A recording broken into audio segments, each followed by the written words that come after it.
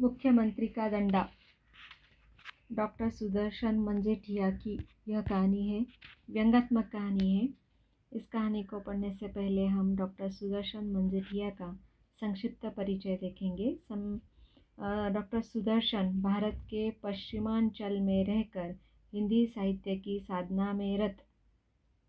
अपनी लेखनी से उन्होंने उपन्यास और व्यंग्य साहित्य की भूमि पर हरे भरे वृक्ष लगाने में सफलता उनकी रही है। अर्थात यहाँ पर उन्होंने उपन्यास और व्यंग्य साहित्य लिखा है। जीवन के हल्के फुल्के ढंग से उन्होंने गहराई से साहित्य लिखा है और उस साहित्य का एक नमूना आज हम इस कहानी में देखेंगे। इस कहानी के अंतर्गत राजनीतिक नेताओं, समाज के अन्य कर्णधारों, शिक्षाविदों, धार्मिक मठाधीशों सभी को उन्होंने अपने रंग में रंगा है। तो प्रस्तुत कहानी में हमें राजनैतिक जो कहानी है उसको देखना है। इसी के अनुसार हम इस कहानी का व्यंग्यसार देखेंगे। तो ये व्यंग्यसार देखिए। प्रस्तुत व्यंग्यसार में डॉक्टर सुदर्शन मंजीठिया ने मुख्यमंत्री के दंडे के माध्यम से सरकारी तंत्र की कार्यप्रणाली पर तीखा प्रहार किया है। पोंगा राज्य के मुख्यमंत्री ज्वाला प्रसाद जी को अपना दंडा बहुत प्रिय होता है। अपने भाषण के दौरान वे दंडा सतत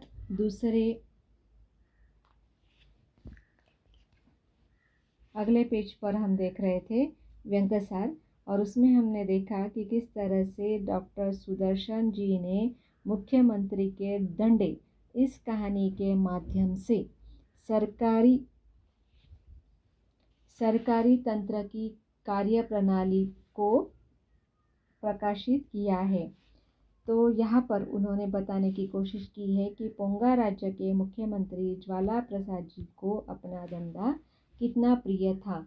अपने भाषण के दौरान वे दंडा सतत दूसरे हाथ की हथेली पर मारते रहते थे। कई बार मंत्री जी ने अपने हथेली को अनजाने में ही जख्मी कर लिया था। एक बार 2 अक्टूबर को गांधी जयंती के अवसर पर जवाहर मैदान में भाषण देकर जल्दी में राजधानी लौटने लगे थे कि पता चला उनका प्रिय दंडा चोरी हो गया।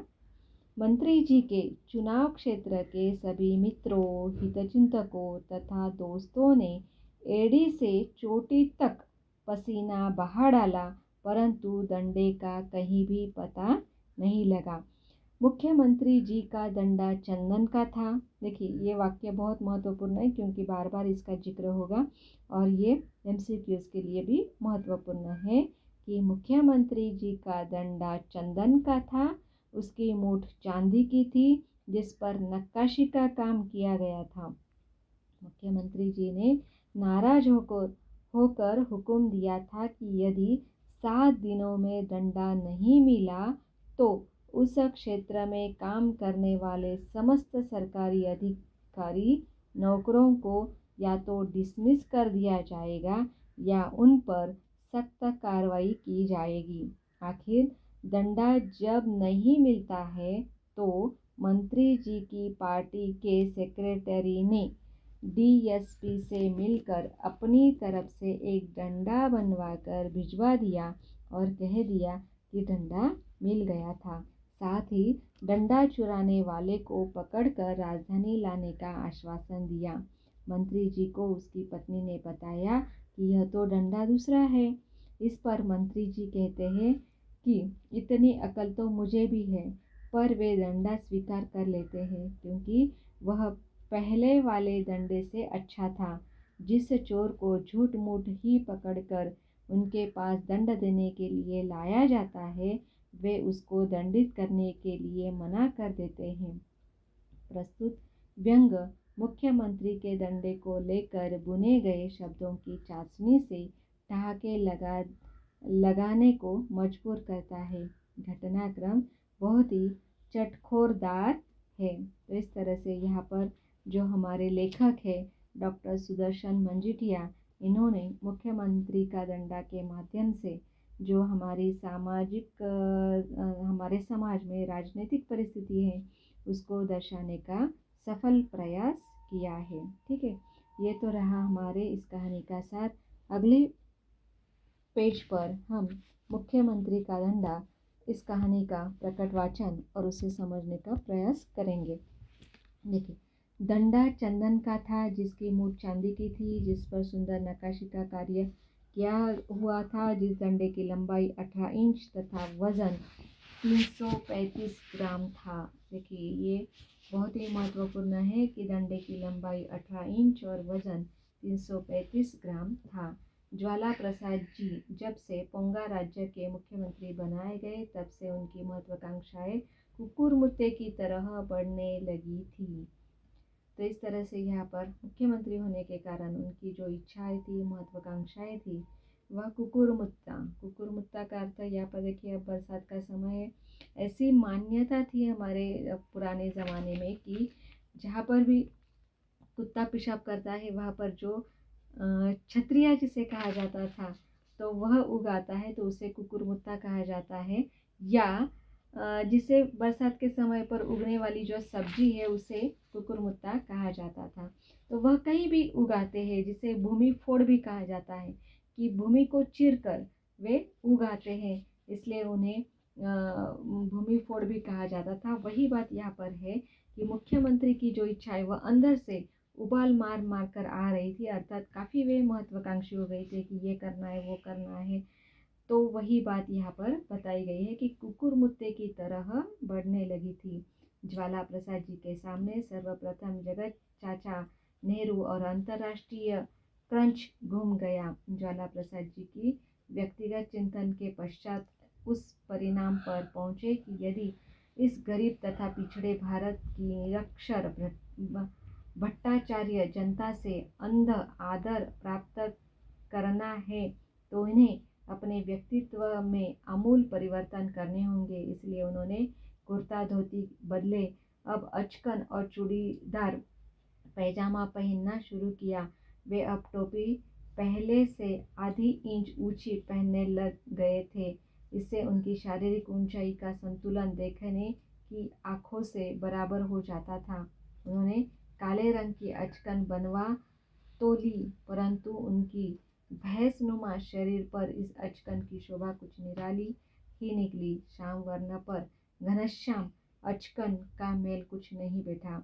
उनकी बम्बई रिटर्न दर्जी ने अचकन कुछ इस प्रकार सी की कि वह अचकन ज्वाला प्रसाद जी के शरीर पर तकिए पर गिलाफ की तरह शोभा पाने लगी। देखिए, यहाँ पर यह जो ज्वाला प्रसाद मंत्री है उनका शारीरिक वर्णन किया गया है और उनके पहराव के बारे में बताने की कोशिश की है। और जब वे मंत्री बन गए हैं तो वह चाहते थे, हमने देखा है कि अक्सर इस कहानी में भी जब भी कोई नया बदल कर आता है तो वह कुछ परिवर्तन, कुछ बदलाव करना चाहता है। तो इसी तरह से ये ज्वाला प्रसाद जब मंत्री बने तो उन्होंने भी भारत देश का नक्शा जैसे हम कहेंगे कि जो सामाजिक परिवर्तन है वह परिवर्तन करने की कोशिश उन्होंने की थी। और सामाजिक परिवर्तन करने के लिए उन्होंने स्वयं को भी बदला, स्वयं के पहराव को भी बदला। वही हमने देखा कि अचकन का मतलब है पैंट, और यहाँ पर पायजामा भी उन्होंने बदला, अपने कुर्ता धोती इस तरह के जो पहले कपड़े वे पहनते थे उसको बदलने की कोशिश की। लेकिन यहाँ पर देखिए लेखक ने किस तरह से वर्णन किया है कि उन्होंने जो पहराव बदला वह कैसे लगा। तकिया जिसे हम उर्शी कहते हैं मराठी में, उसका जो कवर होता है उससे जब किसी भी तकिए पर जब हम कवर लगाते हैं तो वह अच्छी दिखती है। लेकिन उसी तरह से यहाँ पर जो ज्वाला प्रसाद जी का शरीर था वह कुछ इसी तरह से लग रहा था। इसमें थोड़ा सा कसूर ज्वाला प्रसाद जी का भी था, जिन्होंने अचकन सिलाते समय अपने दर्जी को 5 दर्जन इंस्ट्रक्शन देते हुए यह कहा था कि आजकल ज़माना टाइट कपड़ों का है, अतएव चुस्त कपड़ों में चुस्ती बनी रहे ऐसी अचकन सीना। देखिए, यानी टाइट कपड़े बनाने के लिए उन्होंने अपने दर्जी को बताया था और इसने शायद वैसे ही बना दी ताकि यह जो नेताजी है वह थोड़े फिट लगे। लेकिन वास्तव में वह बहुत ही तंदुरुस्त दिखाई दिए। अतएव चुस्त कपड़ों में चुस्ती बने रहे, ऐसे अचकन सिन्हा ज्वाला प्रसाद जी के इनर सर्किल के सदस्यों ने, विशेषकर उनके director of the home department ने इस शेरवानी को देखकर विशेष उत्साह नहीं जताया। हवा निकली हुई साइकिल की तरह अपना मुंह बनाकर ज्वाला प्रसाद जी ने दूसरे हल्के रंग की अचकन सिलवाई। तो इस तरह से यहाँ पर नेताजी ने फिर दूसरी जो पैंट है वह या जो कुर्ता है वह सिलाया, क्योंकि जो पुराना पहले बनवाया था वह उन्हें फिट नहीं हो रहा था। अपने रंग को लेकर कभी कभी ज्वाला प्रसाद जी सोचा करते थे, शाम वर्ण पर कितनी घटिया दिखती थी और मैं एक हूँ कि जिसकी ओर आँख उठाकर देखता नहीं है। देखिए यहाँ पर काले रंग या सावले रंग का विशेषता जो है वह स्पष्ट करने की कोशिश की। तो ज्वाला प्रसाद भी सावले ही थे और यहाँ पर वे अपनी तुलना कृष्ण से करते हैं, राम जी से करते हैं, लेकिन वास्तव में ऐसा नहीं था। गोपियाँ रिझा करती थी, मैं एक हूँ जिसको कोई आँख उठाकर ही नहीं देखता। राम जी की लाइफ का गोल्डन पीरियड तो सीता जी को छुड़ाने में ही गुजर गया था। इधर कृष्ण भगवान 16,000 गोपियों में से एक को भी रावण का कोई वंशज या पूर्वज भगा नहीं सका। आजकल टोपी और पैजामे के तैयार हो जाने पर के कसर रह गई थी एक गुलाब के फूल। अगले पेज पर हम पढ़ रहे हैं कि किस तरह से यहाँ पर जो भगवान कृष्ण थे, उनकी गोपी का इतनी सारी थी, लेकिन रावण का कोई वंशज, क्योंकि इनका राम का और कृष्ण का हम देखते हैं ना कि जो युग था, जो काल था, कार्यकाल था, वो अलग अलग समय का था। लेकिन हो सकता है जैसे पहले रामायण हुई और फिर महाभारत, और महाभारत में हम भगवान कृष्ण का जिक्र देखते हैं। तो ऐसी स्थिति में रावण का कोई वंशज होना चाहिए था और कृष्ण की इतनी 16,000 जो पत्नियां थी उनमें से किसी को एक भगाए, तो ऐसा तो संभव नहीं हुआ। अचकन टोपी पैजामे को तैयार हो जाने पर केवल कसर रह गई थी एक गुलाब के फूल और डंडे की। अचकन में गुलाब का फूल खोस तथा हाथ में डंडा पकड़ जब ज्वाला प्रसाद जी ने अपना प्रतिबिंब दर्पण में देखा तो उन्हें श्लेष मार्ग संदेश नहीं रह गया था कि उनका व्यक्तित्व अद्वितीय है। अब सवाल था कि राज्य भर के बच्चे किस प्रकार उन्हें नेहरू की तरह चाचा कहे। उन्होंने सोचा कि जिसके लिए बच्चों का प्यार करना, इसके लिए बच्चों से प्यार करना होगा और इस प्यार के लिए कोई ना कोई स्कीम बनानी होगी। बच्चों को प्यार करने की उचित टेक्निक ज्वाला प्रसाद जी ने अपनाई। बच्चों को देने के लिए उन्होंने पेपरमिंट और छोटे छोटे बिस्कुट अपनी अचकन की जेब में रखने शुरू कर दिए। परंतु पुनः एक समस्या खड़ी हुई। मंत्री जी ने हर दम मुँह चलाने की आदत थी, इसलिए न जाने कितने ही पेपरमिंट और बिस्कुट बच्चों के नाम पर उनके पेट में चले गए थे। देखिए किस तरह से सीधा सीधा वर्णन है, इसलिए इसे हम करने की कोशिश नहीं करेंगे क्योंकि काफ़ी बड़ा वीडियो बन जाएगा और ये कहानी काफ़ी लंबी है। तो इस तरह से ऐसा होता है कि यह जो ज्वाला प्रसाद जी है वह कितने ही एक तरह से पेटू है और उनका जो शारीरिक वर्णन है वह भी किया गया है। ज्वाला प्रसाद जी ने जहाँ भी जाते अपना यह डंडा साथ ही रखते थे। भाषण के दौरान वे डंडा सतत दूसरे हाथ की हथेली पर मारते रहते थे। कई बार मंत्री जी ने अपनी हथेली को अनजाने ही जख्मी कर लिया था। परिणाम यह होता कि घर पर उनकी हथेली पर पत्नी को तेल की मालिश करनी पड़ती थी। हाँ, तो वो वाकया है 2 अक्टूबर का गांधी जयंती के निमित्त जवाहर मैदान में ज्वाला प्रसाद जी का भाषण होने वाला था। जवाहर मैदान का जाना पहचाना सार्वजनिक नाम तो वैसे गदड़िया मैदान था। इस नाम को भी आप याद रखिए, गधेड़िया मैदान, क्योंकि वहाँ साल भर गधे घास चरते देखे जा सकते थे। इसलिए शहर की जनता जनार्दन ने भारत के इस पवित्र मेले आंचल का नाम गधेड़िया मैदान रख दिया था। जब ज्वाला प्रसाद के लेक्चर के लिए कमेटी की और उस मैदान के सदुपयोग करने का विचार किया गया तो रातों रात उस मैदान का नाम बदलकर जवाहर मैदान हो गया। सुबह लोगों को यह समझने के लिए अपनी अकल का प्रयोग करना पड़ा कि जवाहर मैदान और गधेड़िया मैदान में अंतर है। क्या अंतर है? बड़ी उम्मीदों से भाषण का आयोजन किया गया, परंतु लेक्चर के पहले ही ज्वाला प्रसाद जी का मूड ऑफ हो गया। उन्होंने आशा की थी कि उनका लेक्चर अटेंड करने के लिए लाखों की संख्या में लोग आएंगे। मैदान में काफ़ी दूर तक भाषण सुने जाने की व्यवस्था की गई थी। मैदान में चारों ओर बांस और रस्सों से पार्टीशन बनाए गए थे। औरतों के लिए अलग सा इंतज़ाम किया गया था। तो हम जानते हैं ना कि किस तरह जब भी कोई बड़ा राजकीय नेता आता है तो काफ़ी बड़ी संख्या में वहाँ पर लोगों की भीड़ होती है और उनके जो अनमोल वचन है उन्हें सुनने के लिए लोग बेताब होते हैं।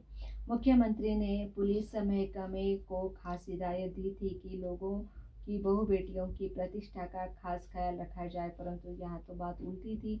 भाषण सुनने के नाम पर केवल चोर उचक के जैसे ही लोग जमा हुए थे।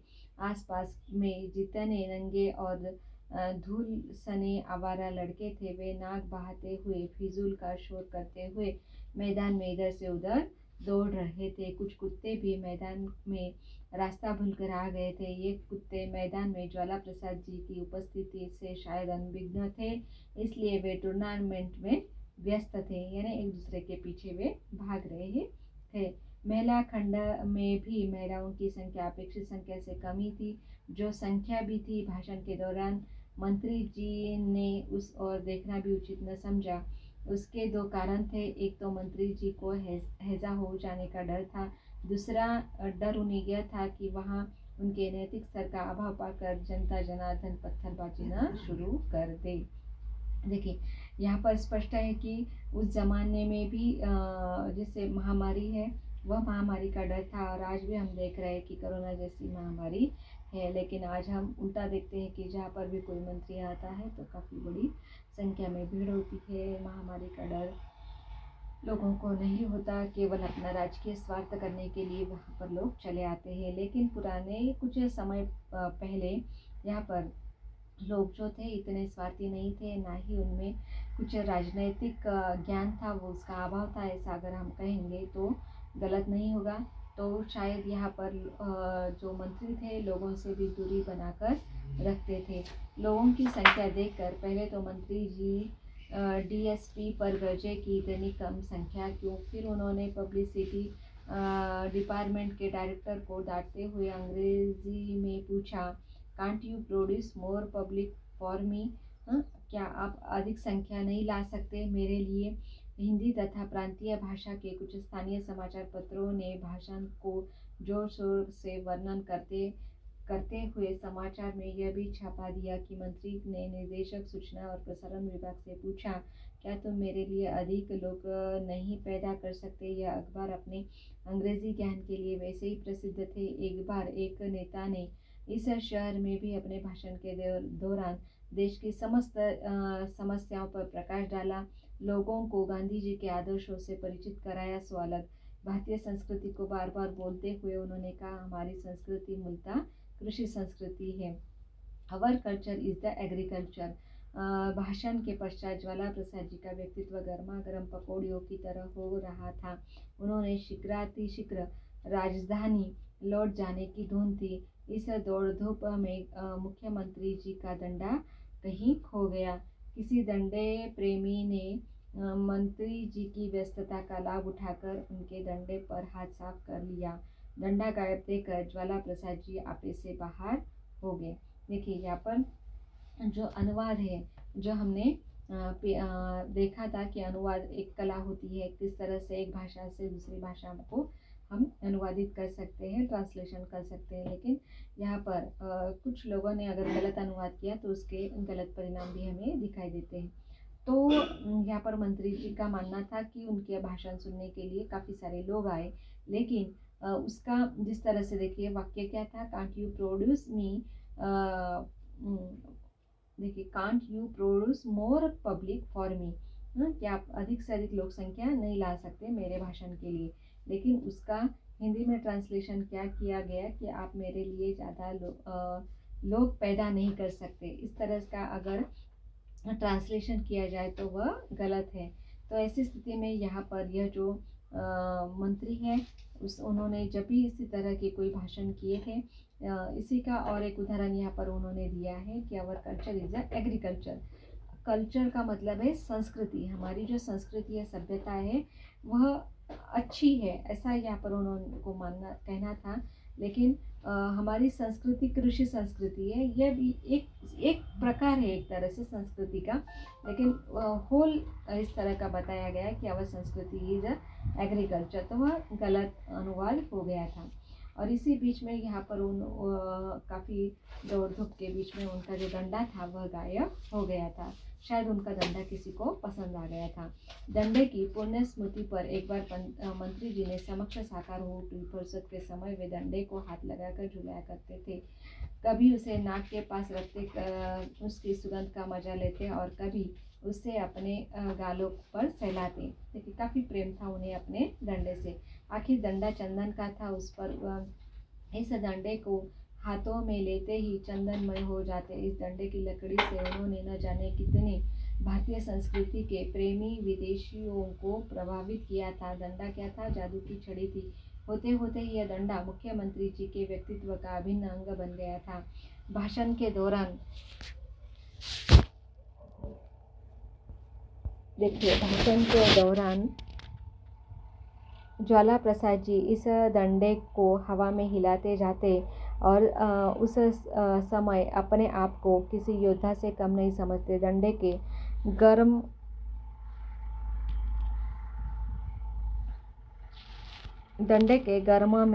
गम में मुख्यमंत्री जी ने 2 दिनों तक भोजन नहीं किया था। इस भाषण भी को उन्होंने अपने चुनाव क्षेत्र में ही दिया था। मुख्यमंत्री बन जाने के पश्चात उनके जीवन में यह पहला मौका था जबकि उनके वोटरों ने उन्हें इस प्रकार धोखा दिया था। आज चुनाव के पश्चात मुख्यमंत्री ने पहली बार अपने वोटरों को अपने दर्शन दे रहे थे। अगले पेज पर हम पढ़ने जा रहे हैं।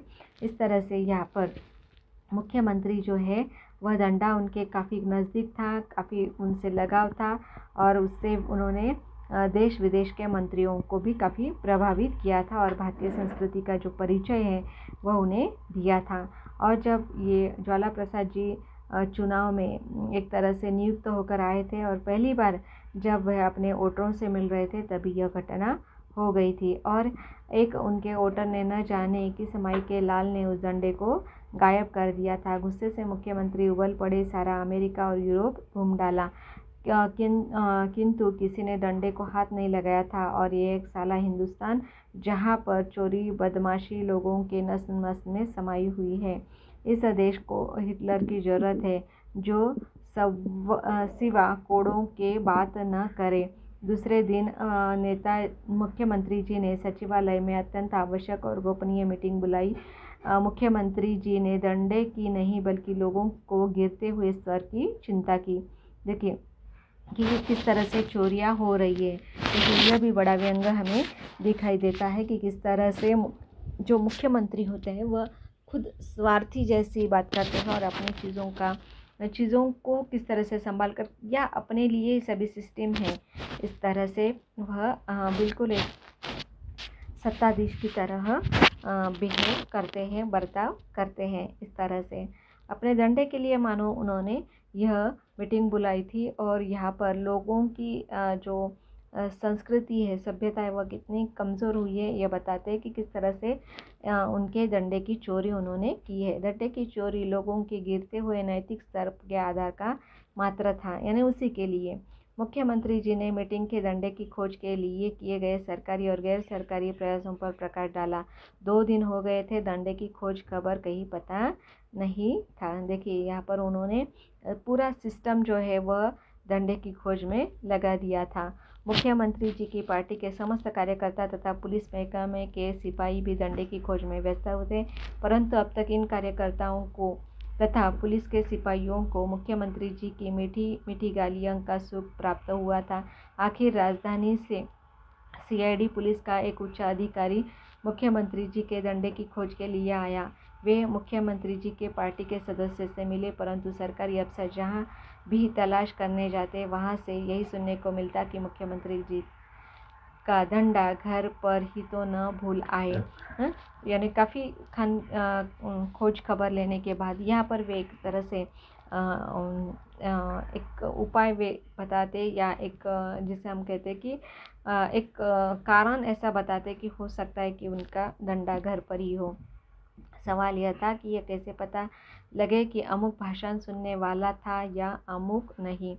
एक सप्ताह तक पुलिस इस क्षेत्र में इतनी व्यस्त रही कि उस जगह के नामी गुंडे की जगह छोड़कर पलायन कर गए थे। यानी देखिए, जो गुंडे थे वे भी डर के मारे भाग गए थे कि कहीं यहाँ पर पुलिस वाले उन्हें न पकड़ लिए डंडे के लिए।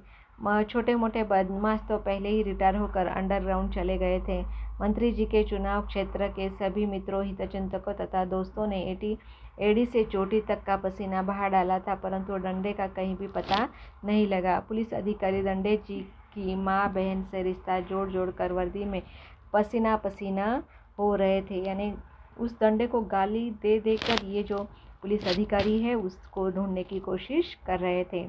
ट्रंक काल पर मुख्यमंत्री जी का हुक्म मिला, यदि 7 दिनों में डंडा न मिला तो इस क्षेत्र में काम करने वाले समस्त सरकारी अधिकारियों को या तो डिसमिस कर दिया जाएगा या उन पर सख्त कार्रवाई की जाएगी। देखिए कितनी बड़ी विडंबना है कि इन लोगों से अगर वह डंडा 7 दिनों के अंदर नहीं मिला तो उन्हें नौकरी से निकाल दिया जाएगा या उन पर कार्रवाई की जाएगी।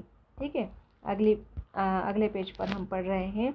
दूसरे दिन कम से कम 35 अधिकारी, 40 बाबुओं तथा 50 चपरासियों सहित इलाके के समस्त पुलिस कांस्टेबलों के नाम मौखिक संदेश था कि यदि 7 दिनों में डंडा नहीं मिला तो हर आदमी का या तो ट्रांसफ़र होगा या उसका रिवीजन होगा या इंक्रीमेंट में रुकावट पैदा की जाएगी। मतलब जैसा कि अपराधी होगा वैसा दंड होगा। देखिए बहुत बड़ी बात है कि किस तरह से एक यानी गैर कानूनी काम के लिए इनको सज़ा देने की बात हो रही है। सबका एक ही सवाल था, क्या किया जाए। भगवान ऐसे निष्ठुर हो गए थे कि अवतार लेकर डंडे की खोज में कुछ सहायता नहीं कर रहे थे। मंत्री जी के चुनाव क्षेत्र के कई भक्तों ने अपनी भक्ति या भगवान पर संदेह होने लगा था। देखिए यहाँ पर यानी एक तरह से भगवान को भी रिश्वत दी जा रही कि उनका डंडा जल्दी से मिले। डंडा चंदन का था, उसकी मूठ चांदी की थी, उस पर नक्काशी का काम किया गया था। मंत्री जी की पार्टी के सेक्रेटरी ने डीएसपी से मिलकर एक प्लान बनाया था। पार्टी जी के मंत्री जी ने सुझाया क्यों न अपनी ओर से एक डंडा तैयार करवा कर भिजवा दिया जाए। प्रश्न उठा खर्च का, तो यह तय किया गया कि अभी अपनी सुरक्षा के लिए अपनी जेब से खर्च कर दिया जाए, बाद में किसी न किसी सरकारी योजना में ऐसे एडजस्ट किया जाए। देखिए बहुत बड़ी बात यहाँ पर भी हो रही है। उसी रात एक विश्वसनीय आदमी हवाई जहाज से बम्बई गया और उसी प्रकार का एक डंडा बनवा कर लिया आया। डंडे की इस प्राप्ति पर प्राइवेट तौर पर 522 रुपये 60 पैसे खर्च हुए। देखिए काफ़ी पुरानी बात है यहाँ पर कि जो चंदन का हो और चांदी की नक्काशी उस पर बनाई गई हो, तो इसके लिए केवल 522 रुपये और 60 पैसे का खर्चा हुआ। ये बात भी आपको याद रखनी है कि नया डंडा बनवाने के लिए 522 रुपये और 60 पैसे का खर्चा आया। ठीक है, तीनों महापुरुषों की आंखें मिली, गर्दनें हिली, आंखों में तीनों सहमत हुए। तीनों प्रसन्न थे कि डंडा मिल गया। ऐलान कर दिया गया कि डंडा मिल गया। जिस चोर ने डंडे पर हाथ साफ किया था उसे पकड़कर राजधानी लाया जा रहा था। यानी देखिए नकली एक चोर को उन्होंने पकड़ा और उससे मानो वह बरामद किया गया, इस तरह से दर्शाया। वास्तव में वह एक कारागिर से नया बनवा लिया था। देखिए विजय गर्व से अकड़ते हुए डीएसपी ने यह डंडा आईजी के मार्फत मुख्यमंत्री के पास भिजवा दिया। डंडे के खाने जाने के बाद ही मुख्यमंत्री पोंगा राज्य की भाषा के विकास के दलदल में फंसे हुए थे। मातृभाषा की सुरक्षा के लिए उन्होंने हिंदी का विरोध किया था। अंग्रेजी न उन्हें आती थी न उनकी पिछली पीढ़ी को। पिता कथावाचक थे, इसलिए उन्हें संस्कृत भाषा का ज्ञान था। एक समय था कि वह भी था जब ज्वाला प्रसाद जी मुख्यमंत्री बनने से पहले एक सफल कथावाचक बनने के सपने देखा करते थे। तो यहाँ पर देखिए कि पोंगा राज्य में कि वहाँ की जो मातृभाषा है या स्थानिक भाषा है उसे ही यहाँ पर प्रयोग में लाया जाए, इस तरह का वहाँ पर एक बवाल खड़ा हुआ था और अंग्रेज़ी दूर दूर तक नहीं थी। स्वयं मुख्यमंत्री भी इस भाषा को नहीं जानते थे और संस्कृत भाषा को जानते थे। तो इस तरह की भाषा विवाद वहाँ पर था। इसी बीच में देखिए अगले पेज पर हम पढ़ने जा रहे हैं, भाषा संबंधी कितनी ही नवीन उद्भावनाओं को मुख्यमंत्री जी ने जन्म दिया था। उन्होंने पहले अपने भाषणों लेखनों द्वारा यह साबित कर दिया था कि पोंगा राज्य की भाषा सीधी शौरसेनी अपभ्रंश या पोंगा अपभ्रंश से निकली, जिसके चिन्ह ऋग्वेद में भी मिलते हैं। देखिए शौरसेनी अपभ्रंश या पोंगा अपभ्रंश अगर हम इनका नाम लेंगे तो इसे आज के ज़माने में अशुद्ध हिंदी कहा जाता है। और यह जो अशुद्ध हिंदी है उसके जो जैसे जिसके प्रमाण हम ऋग्वेद में मिलते हैं, इस तरह की बात यहाँ पर ज्वाला प्रसाद मुख्यमंत्री कहना चाहते हैं। पोंगा राज्य से पोंगा भाषा के कुछ स्थानीय विद्वान ईरान भी भेजे गए थे। इन विद्वानों ने यह पता लगाया था कि अवेस्ता में पोंगा भाषा के लक्षण मिलते हैं। यह नवीन तथ्यों का पोंगा राज्य में कम से कम किसी भाषा शास्त्री ने विरोध नहीं किया था। तो इस तरह से इस राज्य में पोंगा यह जो भाषा है स्थानिक भाषा, उस भाषा का ही प्रयोग किया जाना चाहिए, इस तरह की बात मुख्यमंत्री ने उठाई थी। भाषा के इस जंजाल से मुख्यमंत्री ने सिर उठाया ही था कि उन्हें समाचार मिल गया, आईजी पुलिस द्वारा सर दंडा मिल गया है। दंडा मिल गया सुनकर एक बार तो ज्वाला प्रसाद जी उछल गए, परंतु टेबल पर पड़े डंडे को देखकर उनकी सारी हवा निकल गई। डंडे को देखकर मंत्री जी पेशोपेश में पड़ गए। वे डंडे को घुमा फिरा कर देखने लगे, सिर से अपनी टोपी उतार कर तथा मेज पर रख कर अपनी ताल पर हाथ फेरने लगे। ताल का मतलब है सिर पर। हाँ, आईजी पुलिस ने कहा, बहुत मेहनत करनी पड़ी सर। आईजी पुलिस के ब्यौरेवार आदि से अंत तक अपनी उपलब्धि कहानी सुनाई, यानी आईजी ने बताया कि उन्हें कितनी पापड़ बेलने पड़े। मुख्यमंत्री जी सीरियस थे। उन्होंने कहा, कल मिलना, डंडा ठीक है। पुलिस अधिकारी अपना मुंह लेकर चला गया। मंत्री जी ने डंडा अपनी पत्नी को दिखाते हुए कहा, ये पोंगा राज्य की मालिक है। यह है कि आपके प्रातस्मरणीय पूज्य पति का डंडा। मंत्री जी की गृह विभाग की संचालिका ने डंडे को उलट पुलट कर देखा और कहा कि यह डंडा आपका नहीं है। देखिए यहाँ पर यानी गृह विभाग की संचालिका का मतलब ही है मंत्री जी की पत्नी। तो उन्होंने पहचान लिया कि उनका वह डंडा नहीं था। मंत्री देखिए इस पर क्या कहते हैं, इतनी अकल मुझे भी है। तो वह कहती है उनकी पत्नी, तो बड़ी सीधी सी बात है, यह पुराने डंडे से कीमती और अच्छा है। उसकी मुठ पर चांदी का काम हुआ है, वह पिछले डंडे से कई अच्छा है। मुठ में चांदी भी ज़्यादा लगी है। तो फिर मेरी सलाह है कि इसे रख लिया जाए, बल्कि इसकी खोज करने वाले सरकारी पुरस्कारों से विभूषित किया जाए। यह तो खूब रही। इस तरह से एक तरह से लालच यहाँ पर दोनों पति पत्नियों के बीच में हमें दिखाई देता है। ठीक है, अगले पंक्ति में हम देखिए पढ़ते हैं, पोंगा राज्य के टेम्पररी सुल्तान इस खोज से बेहद खुश हुए थे और जानते हो इसके लिए हमारे अमेरिका रिटर्न आईजी पुलिस ने एक आदमी को गिरफ्तार भी किया है। हाय, यह क्या किया आपने? अपने सिर पर पाप क्यों लेते? छोड़ दो उसे। देखिए स्त्रियाँ थोड़ी भावुक होती है, दयालु होती है, तो उन्होंने अपने पति से कहा कि उस व्यक्ति को छोड़ दिया जाए जो नकली चोर बनाकर लाया है पाप। और मुख्यमंत्री अट्टहास कर उठे, इससे तो उस व्यक्ति का ही फायदा होगा। मंत्री जी ने कहा, यह कैसे? मेरे पास प्राइवेट समाचार आ चुके हैं। यह व्यक्ति मेरे क्षेत्र में घूमने फिरने वाला पागल या भिखारी है। उसने अपने आप को दुनिया का बदमाश घोषित कर रखा है। कम्युनिस्टों से पैसे खाकर उसने मुझे गालियाँ दी थी। उस समय उस भिखारी को पकड़कर बिना किसी अदालती कार्रवाई के जेल में रखा दिया था। अब की बार पुलिस ने उसे जेल में रहने के लिए 5 रुपया रोज दे रही है। इस भिखारी ने स्वयं ही गिरफ्तारी के लिए पुलिस को अपनी सेवाएं अर्पित कर रखी थी। उस बहाने वह भिखारी का गुजारा हो जाता है और पुलिस का भी काम निकल जाता है। यह तो अच्छा आइडिया है। सारा पुलिस महकमा ही ऐसे आइडिया चलाता है। इस डंडे की खोज भी इसे आइडिया से हुई है, तो पोंगा राज्य के मुख्यमंत्री का डंडा रख लेना ही उचित समझा। मुख्यमंत्री के चेहरे पर उस समय आध्यात्मिक प्रसन्नता झलक रही थी। पूजा करते समय उन्होंने ईश्वर से मन ही मन कहा था, हे दयानिधान, तेरी माया अपरंपार है। एक दिन वे थे कि मेरे पास चप्पल खरीदने के लिए पैसे नहीं थे, और आज का दिन है कि चंदन के डंडे के बिना मेरा हाथ विधवा की मांग की तरह सुना सुना लगता है। देखिए किस तरह की उपमा दी गई है। दूसरे दिन मुख्यमंत्री आईजी पुलिस से कह रहे थे, मैं आपको धन्यवाद देता हूँ। आपने रात दिन की मेहनत के पश्चात आखिर डंडे का खोज निकाला। इस यज्ञ में जिसने भाग लिया है सबका नाम मुझे देना, सबको पुरस्कृत किया जाएगा। तुम्हारा नाम तो विशिष्ट सेवा मेडल क्लास 1 तथा महावीर चक्र के लिए रिकमेंड किया जाएगा। आईजी पुलिस प्रसन्नता से गदगद हो गए। उन्होंने टेबल पर हाथ मारते हुए कहा, thank you very much sir. मैं आपका यह एहसान जिंदगी भर नहीं भूलूंगा।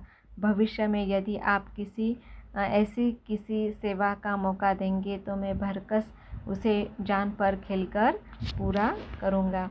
इस तरह से यहाँ पर यह जो मंत्री जी है वह खुश थे उनका वह नया डंडा पाकर। देखिए सब प्रसन्न थे। डंडे की खोज करने वाले यह सोचकर प्रसन्न थे कि उन्होंने मुख्यमंत्री को चराया। मुख्यमंत्री जी यह सोचकर प्रसन्न थे कि उन्होंने डंडे की खोज करने वालों को चराया। डंडे की खोज पर सरकारी तौर से 2,765 रुपये 50 पैसे और गैर सरकारी तौर पर सिर्फ 2,335 रुपये 8 पैसे खर्च हुए। देखिए इस तरह से अपने व्यक्तिगत स्वार्थ के लिए या व्यक्तिगत आवश्यकताओं के लिए किस तरह से सरकारी खजाने को लूटा जाता है, उसे खर्च किया जाता है, इसका यह जीता जागता उदाहरण पेश किया गया है। और समस्त कहानी एक तरह से व्यंग्यात्मक है और काफ़ी मनोरंजक भी है और मार्मिक भी है कि किस तरह से मुख्यमंत्री का जो डंडा है उसको प्रतीक मानकर यहाँ पर बताने की कोशिश की है कि जो नेता हैं वह किस तरह से समाज को लूट रहे हैं। धन्यवाद।